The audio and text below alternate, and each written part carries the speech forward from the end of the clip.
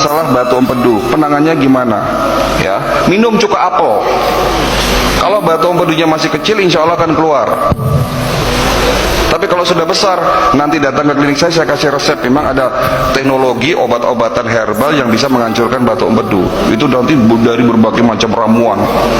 Ya sulit nanti kalau saya sebutin satu-satu. Tapi kalau masih ringan, cukup cuka apel, Pak. Satu hari sekali minum 2 sendok, satu hari 3 kali. Insya Allah batu empedunya keluar.